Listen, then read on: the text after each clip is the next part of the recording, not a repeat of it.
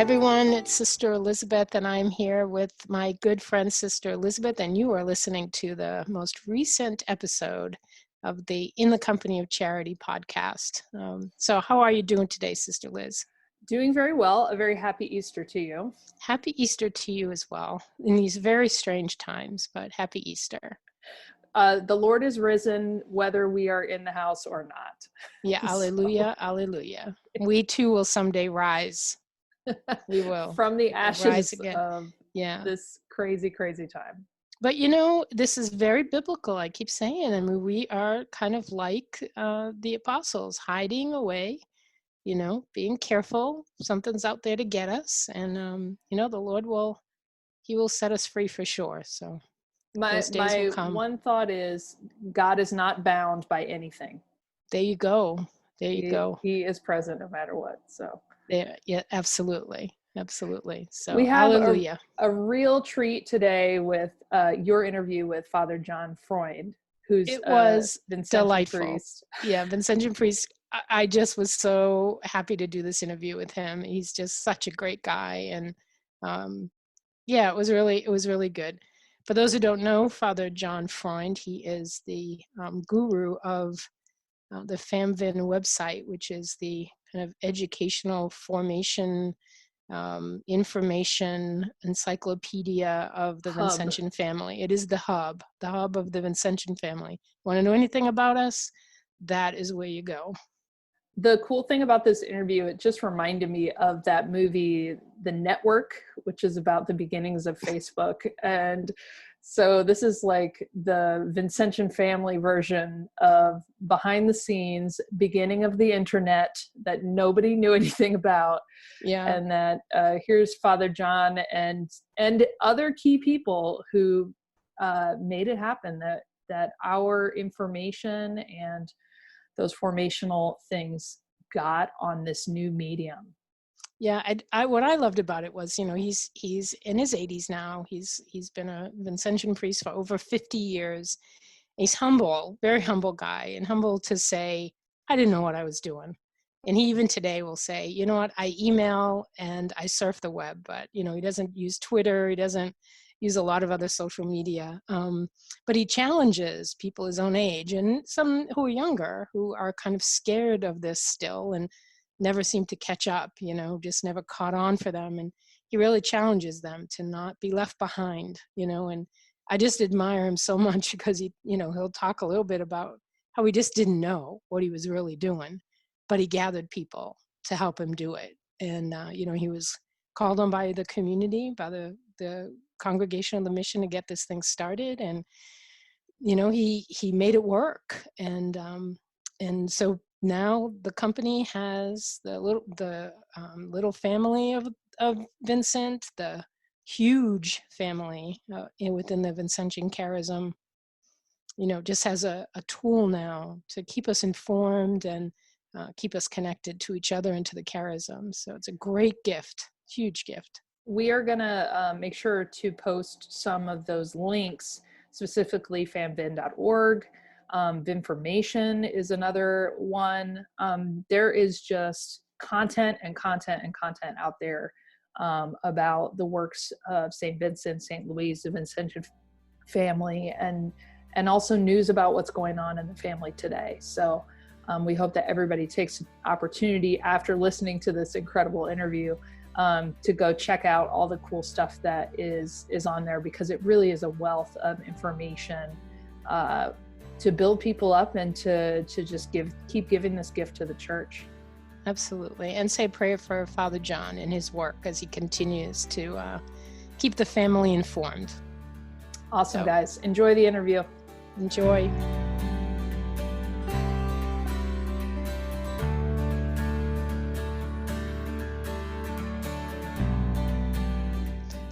So I want to welcome everyone to In the Company of Charity. I'm today in the company of Father John Freund.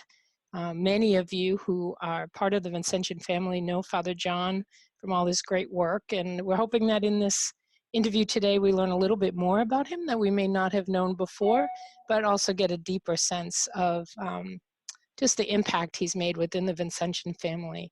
So Father John, I welcome you to the podcast today. I really have been looking forward to this conversation, and can tell us a little bit about where you are now, and just dive right into, what made you become a Vincentian? How did you get in this wild and crazy vocation of ours? I've been a Vincentian priest for 53. 53. Wow. Okay. Yeah. Yeah. That scares me. So tell us a little bit about that journey. That 53 years is a long time, but I imagine in some ways it feels like some days forever and other days like it just happened. So tell us a little bit about that. Okay, well, I'll probably do that in two phases. Phase one being leading up to when I took vows, and phase two is when I informally took vows again around 1993. I didn't realize it at the time. But actually, I've been involved with the Vincentians for over 60 years. I graduated from St. John's Prep in 1955 and went to our college seminary, and 10 years later was ordained in 1965. And the reason I say this is in two phases is that there were actually two phases, and it just dawned on me. I was thinking about this the other day.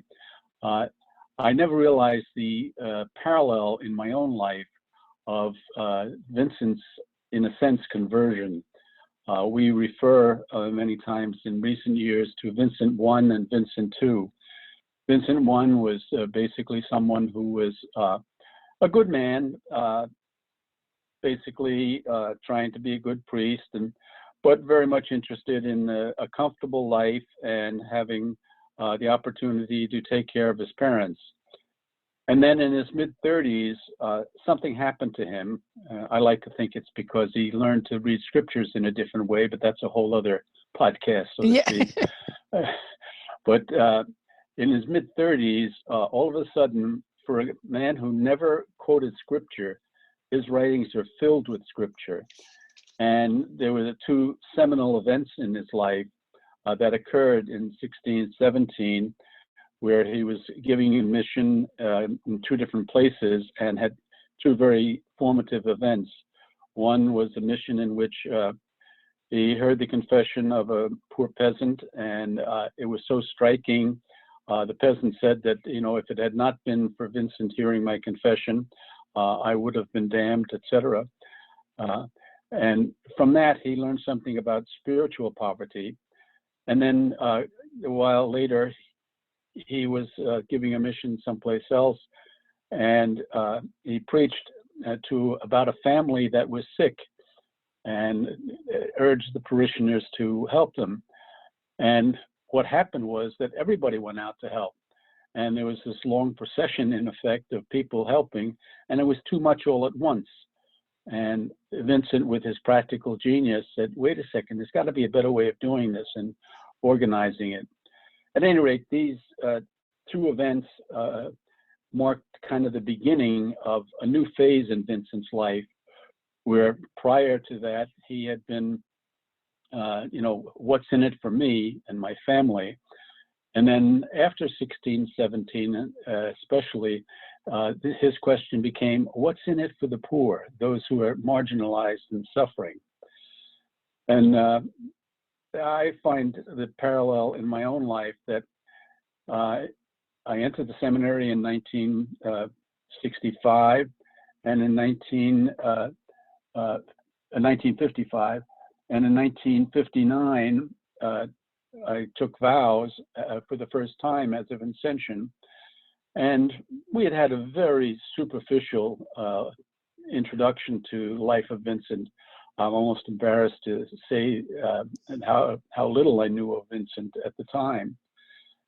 And then over the next couple of decades, I found myself at St. John's University, and I was probably a pretty successful teacher. And I was also, I had gotten training as a certified marriage therapist. So I was a member of the Association of Marriage and Family Therapy. And things were going along pretty well until 1993.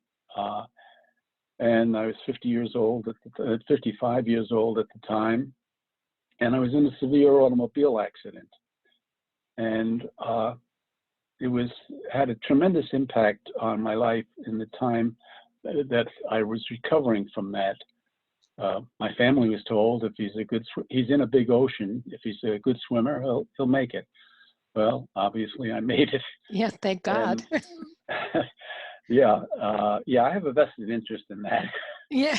But but two events happened during that year. One was actually in the what do we call it, intensive care unit of this major trauma hospital. And it was a secular hospital, and I wanted in the worst way to be transferred to the local Catholic hospital. I look back on it now, and I know that it would have been so I would get the treatment that fathers usually got. Right. And then one day I was in the intensive care unit for 10 days. That'll give you some idea of where I was. But about halfway through that, I remember some fringe of my consciousness saying, I don't want to be here. I want to be in a Catholic hospital. And then all of a sudden it hit me. Now, wait a second. This is what the poor go through every day. Who am I to be expecting special treatment? And I've looked back on that since and said that I came to a realization that I was not strong enough to be a Vincentian. It was a very humbling experience.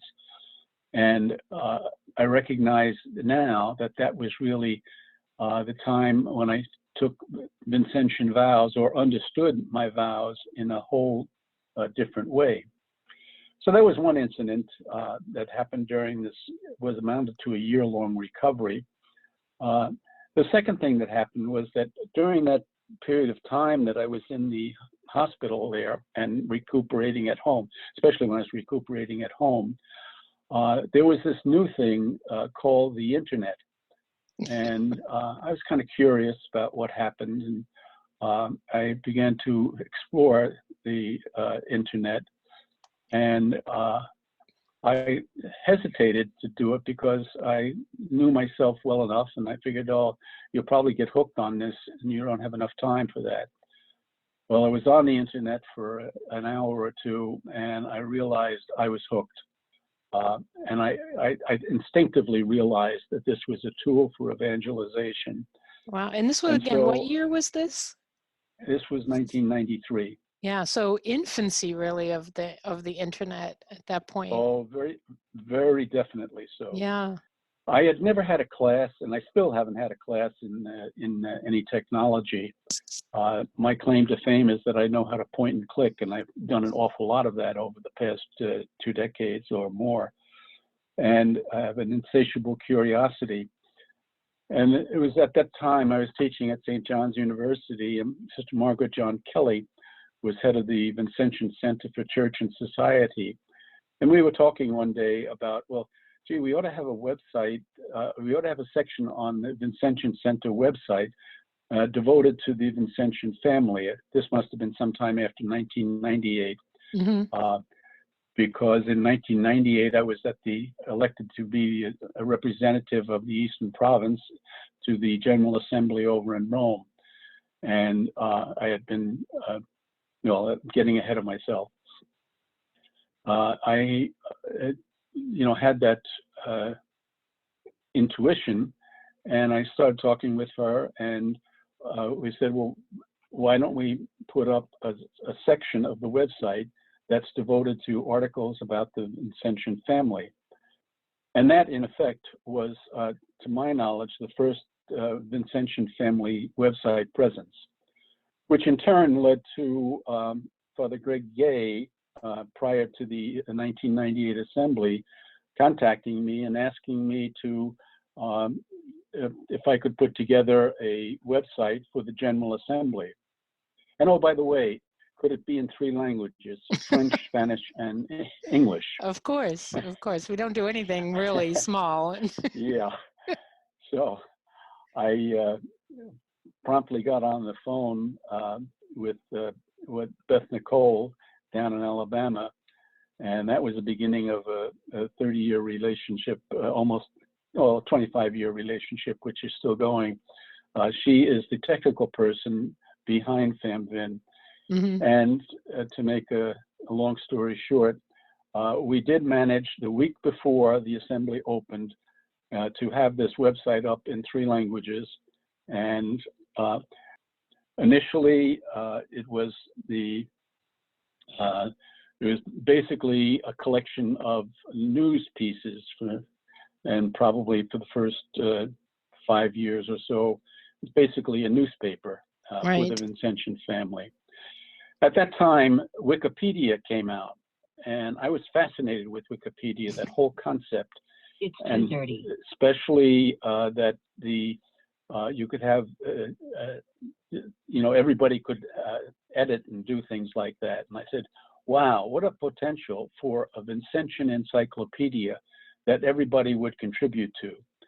And that also plugged into the third part, where he saw this as a tool of collaboration. I said, wow, this is great. Using the software behind Wikipedia, which was free, we could have this collaboratively generated encyclopedia. And since people could edit it and do stuff like that, it would be a tool for collaboration. Well, so that was the birth of what is now called VinFormation. Mm-hmm. We have FamVin. And by the way, the origin of FamVin, everybody gets confused and tend to call it VinFam in the English-speaking world. The reason it's called FamVin is because the then Procurator General, the Treasurer General over in Rome, said that FamVin worked better across the other languages. I'm not good at the Spanish and the French, but they would tend to speak of Familia Vincentiana or the Vincentian family of Vincent. Right. So that's right. how, That's so great. that's the origin of it. Yeah, it's funny, just as I'm listening to you tell the story, I realize I was sent on mission in 1998. So I've always known about the Vincentian family, and I realize that that's a concept that is fairly new in the life of a community that started, or a family that really started back in the 1600s. The sense of the collaboration among those who claim Vincent as kind of their spiritual guide, their mentor, the charism they follow. And so I'm just listening to you and thinking how grateful I am that in the beginnings of my own vocation, FamVin has been a source of formation for me. It's a place I go to when I have to do like evening sharing at our house to find an article. It's where we go to hear and read about Vincentian saints, especially those who have been newly canonized or whose cause is coming up. And it really has become so much a part of the life of the Vincentian family. And again, for those of us who are newer to understanding the family, we can think this has been around forever, and it just kind of exists, in the internet life, things just happen. But this took a long time and a lot of work and a lot of decisions about what would be on and what wouldn't, I would imagine, in moving from it being a tool for the congregation and the mission at an assembly to being a vehicle through which the entire family around the world communicates with each other is just phenomenal to me. I'm thrilled that this was part of your formation. It was not part of my formation, frankly. I grew up in an era in which we referred to the double family, the family Right. of the Congregation of the Mission and the Daughters of Charity. It was only in the late 90s that I discovered that the Ladies of Charity were actually first. Right. They were the right. first foundation, and they were actually, then they were called the Confraternities of Charity. They were actually Vincent's pastoral strategy.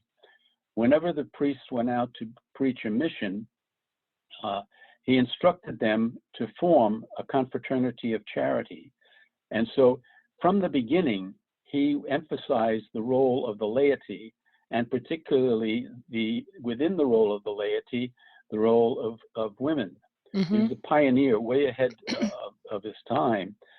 And so to speak of the double family is actually historically inaccurate. It's the family that began with the Ladies of Charity in 1617, or the Confraternities of Charity. And we're still having a hard time catching up to that. In fact, in that 1998 assembly, there was a rather historic admission for the first time in any official document in the Congregation of the Mission. We explicitly said, this is the highest legislative body of the Congregation of the Mission, there is an explicit statement in there that the Congregation of the Mission is not the center of the charism. The charism is wider than the Congregation of the Mission. Unfortunately, not everybody has gotten that memo yet. It's only 20 years later, you know. Yeah, it takes a long time. It takes a long time. So as the time has gone on, where do you see it go? What I mean, it obviously offered so much and has done so much to the sense of the charism, bringing these members of people who follow Vincent. Where do you think it goes from here? I see myself at 82 as a bridge between two different worldviews, the print worldview and the digital worldview. And there's a whole different culture. And unfortunately, a lot of my contemporaries and even some of my very younger contemporaries who didn't grow up with an awareness of digital age, they think that they understand it if they are able to use email or Facebook, but they don't realize that it's a whole different way of looking at things, and that it's a whole different culture. And just to elaborate for a moment on a different way of looking at things, I mean, what does presence mean? I share a story, an incident that happened with Beth Nicole, who was the web person who was the genius behind the technology in FamVin.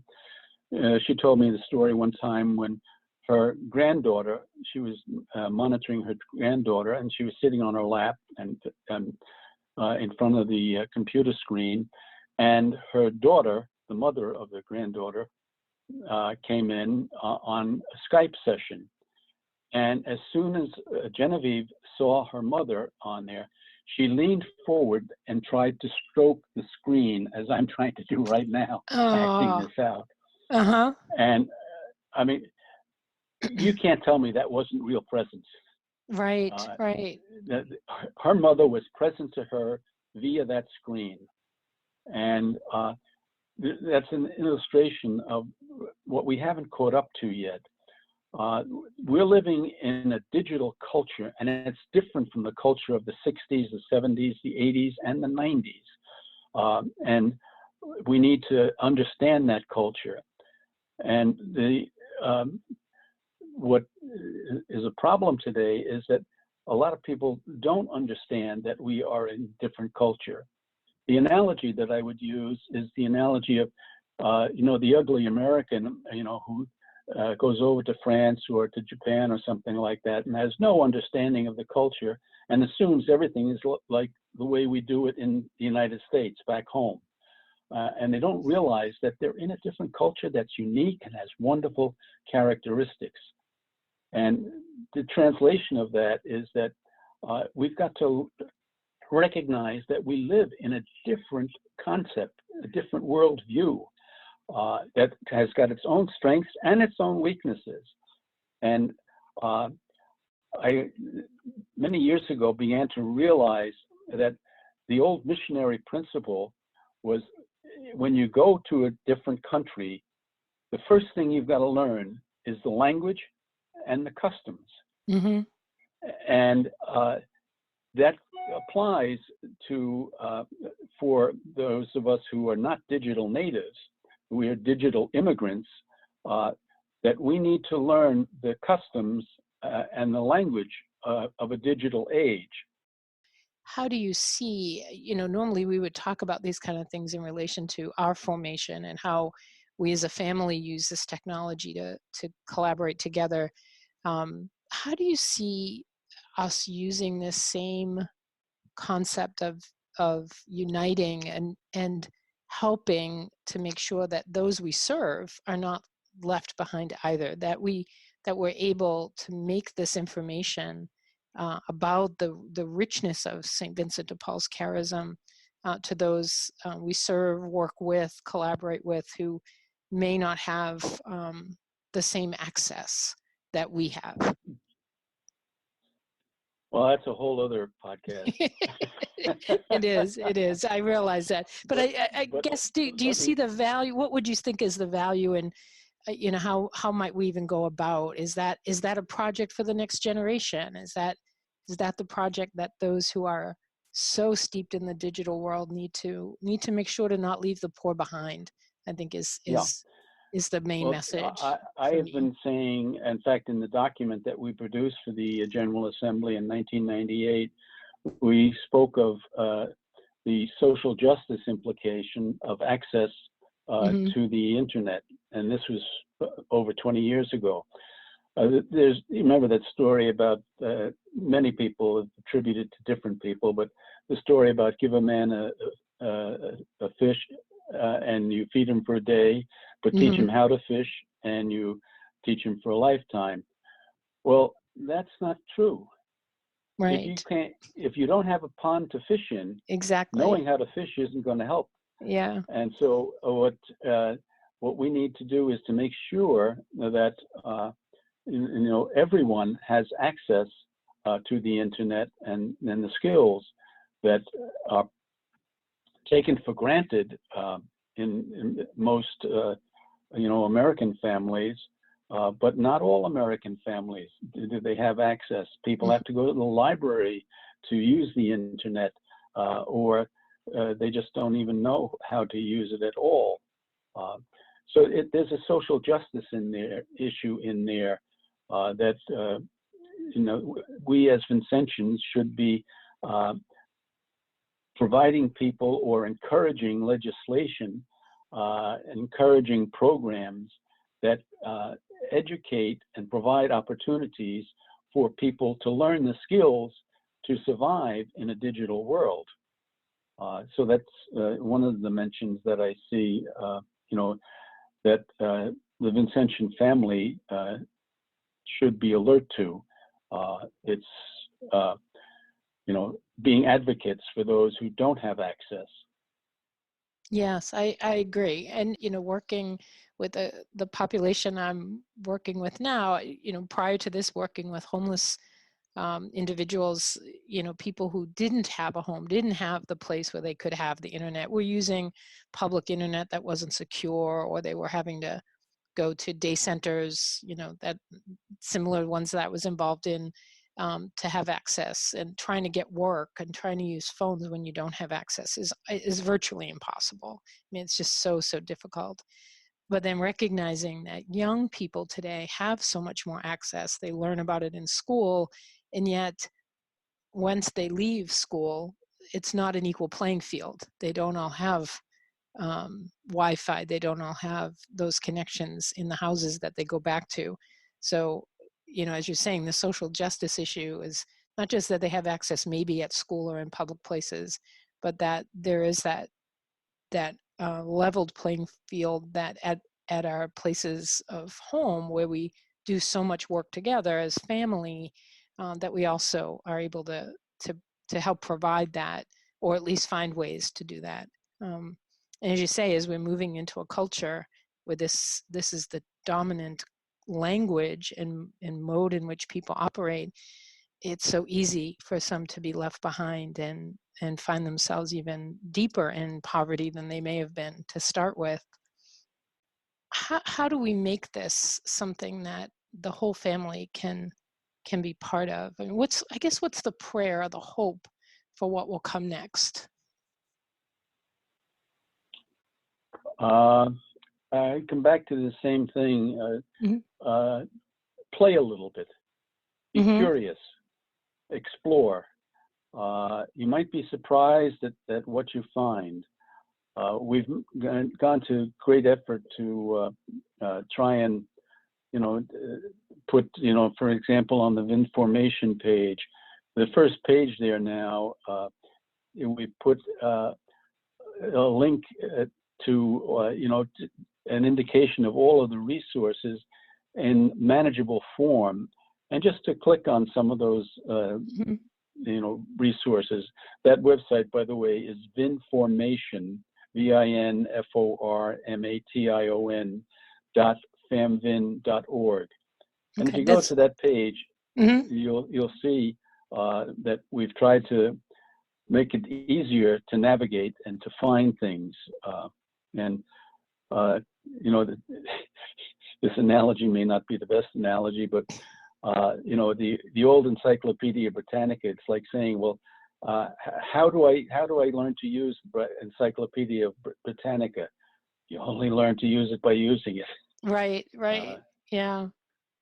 Well, I think that's a great place for us to conclude our conversation, is to use it, to go out there, to open. And we'll definitely include the links in the podcast notes.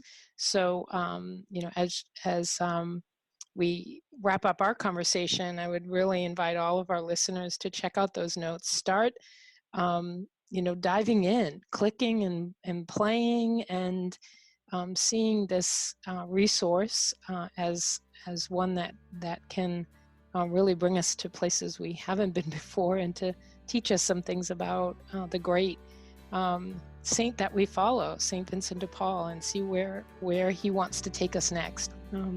And Father John, I just appreciate so much all that you've done, but just taking the time to talk with us and bringing your wisdom to this podcast. Thank you. It's been a pleasure.